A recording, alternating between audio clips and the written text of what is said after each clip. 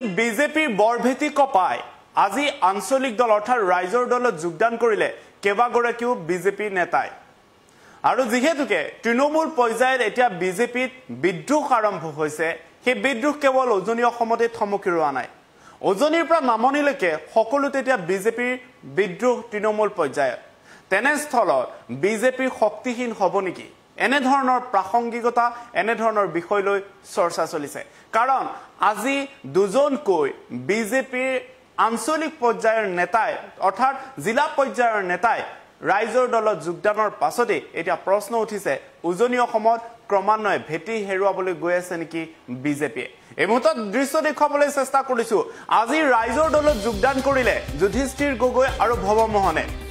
ইয়াকে লৈ এতিয়া ৰাইজৰ ৰাজনীতি গৰম হৈ পৰিছে যেহেতুকে উজনি অসমত বিজেপি শক্তিশালী হৈ আছে বুলি দাবী কৰাৰ বিপৰীতে এয়া দৃশ্য দেখুৱাইছো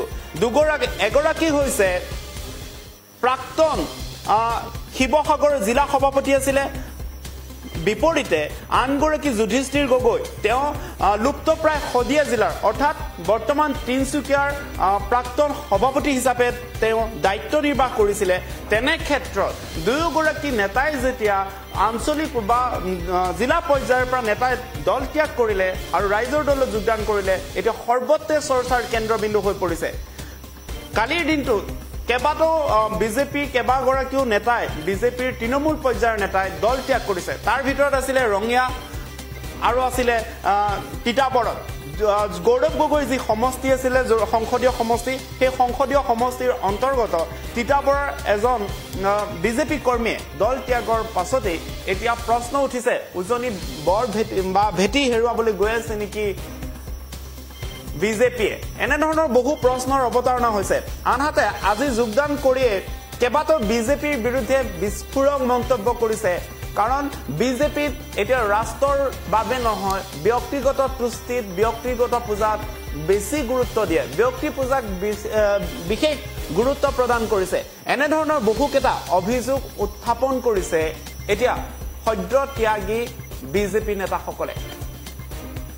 ৰাইজৰ দলত যোগদান কৰি ইতিমধ্যে হুংকাৰ দিছে আগন্তুক সময়ত যাতে আঞ্চলিক দলৰ চৰকাৰ হয় তাৰ বাবে কাম কৰিব লাগিব দুৰ্নীতিৰ কোনো প্ৰশ্ৰয় দিয়া নহব এনে ধৰণৰ মন্তব্য কৰিছিলে অখিল গগৈ আৰু যোগদান কৰিয়ে ৰাইজৰ দলত যোগদান কৰিয়ে কেইবাটাও মন্তব্য কৰিছে যুধিষ্ঠিৰ গগৈ আৰু তেওঁ মন্তব্য কৰিছিলে যে দিছপুৰত থকা মন্ত্ৰী বিধায়কসকল অৰ্থাৎ বিজেপি মন্ত্ৰী বিধায়কক তেওঁলোকক কৈছে যে আমাৰ হুংকাৰ শুনিব লাগিব আগন্তুক সময়ত বিজেপিয়ে যি কাম কৰিলে সেই কামৰ ফল পাব বুলি মন্তব্য কৰিছে আনফালে যি সময়ত ভৱেন মোহনক লৈ বা ভৱেন মোহনৰ যি ভূমিকা সেই ভূমিকাক লৈ মুখ্যমন্ত্ৰী কৈ আহিছিলে যে কোনো ধৰণৰ বিসম্বাদ বা বিদ্ৰোহ হোৱা নাই তৃণমূল পৰ্যায়ত ৰাজ্যিক বিজেপিৰ সভাপতিও কৈ আহিছিলে তৃণমূল পৰ্যায়ত কোনো ধৰণৰ বিদ্ৰোহ হোৱা নাই তেনেস্থলত প্ৰকৃততে এয়া কিমান দূৰ বাস্তৱ তাৰে বাস্তৱ পৰিণতি হ'ল আজি এই ৰাইজৰ দলৰ যোগদান কাৰ্যসূচীত ভৱেন মোহন আৰু যুধিষ্ঠিৰ গগৈয়ে আজি ৰাইজৰ দলত যোগদানৰ পাছতে এতিয়া প্ৰশ্ন উঠিছে প্ৰকৃততে উজনি অসমত ভেটি হেৰুৱাবলৈ গৈ আছে নেকি বিজেপিয়ে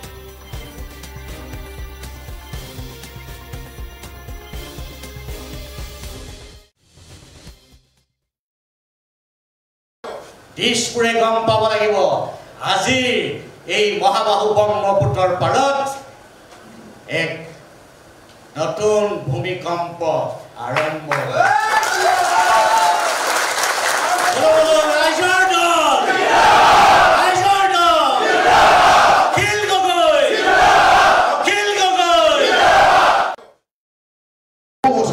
ভাৰতীয় জনতা পাৰ্টি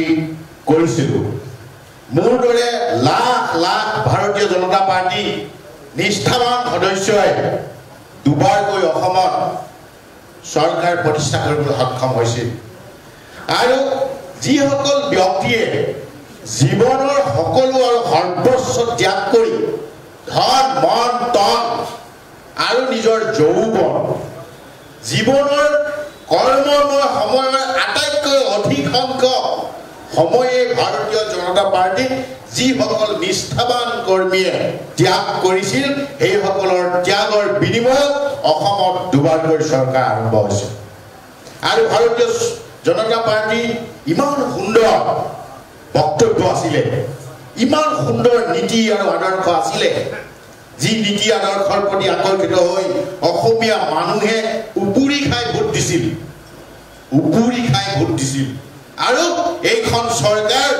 আকাংক্ষিত চৰকাৰ অসমীয়া মানুহৰ সমস্যা সমাধানৰ চৰকাৰ হিচাপে প্ৰতিষ্ঠা কৰিছিল আৰু এইসকল মানুহৰ আশা আকাংক্ষাত চেঁচা পানী ঢালি ভাৰতীয় জনতা পাৰ্টিয়ে বিগত সময়ত কি কাম কৰি আছে অসমৰ সকলো সৰ্বত্ৰ পৰ্যায়ৰ মানুহে জানে বছৰ ধৰি আমি ভাৰতীয় যিকোনো খবৰৰ বাবে যোগাযোগ কৰক 7099017330